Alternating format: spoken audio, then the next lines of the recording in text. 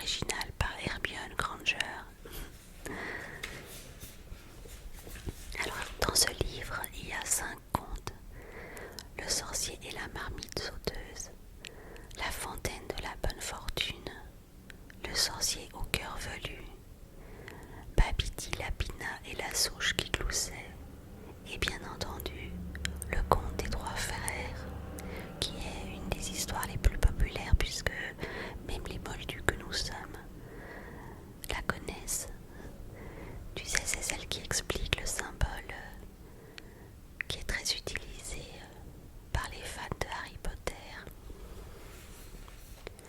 Alors si tu as envie, mets un casque et installe-toi pour bien profiter du son binaural.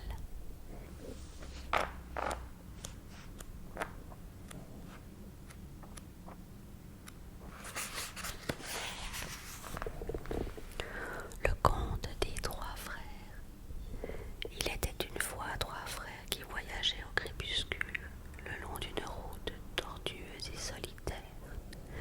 Après avoir longtemps cheminé, ils atteignirent une rivière trop profonde pour la traverser à gué et trop dangereuse pour la franchir à la nage.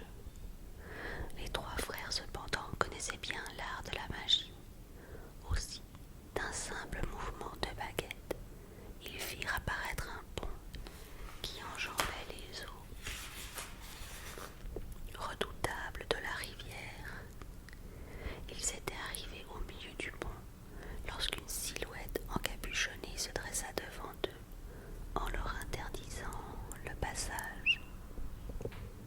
C'était la mort, et elle leur parla.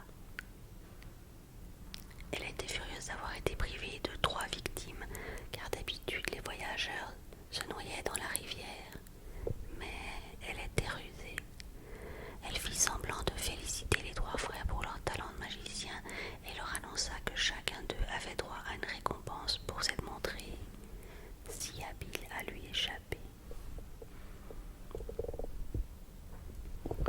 Le plus âgé des frères, qui aimait les combats, lui demanda une baguette magique plus puissante que toutes les autres, une baguette qui garantirait toujours la victoire à son propriétaire dans tous les duels qu'il livrerait, une baguette digne d'un sorcier qui avait vaincu la mort.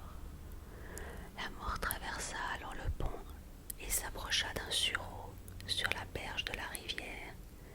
Elle fabriqua une baguette avec l'une des branches et en fit don à l'aîné.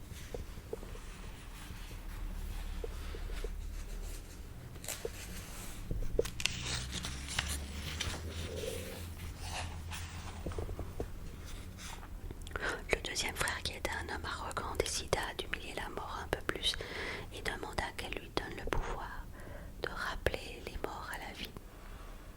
La mort ramassa alors une pierre sur la rive et la donna au deuxième frère, en lui disant que cette pierre aurait le pouvoir de ressusciter les morts. Elle demanda ensuite au plus jeune des 3 frères ce qu'il désirait. C'était le plus jeune, mais aussi le plus humble et le plus sage des 3. Et la mort ne lui inspira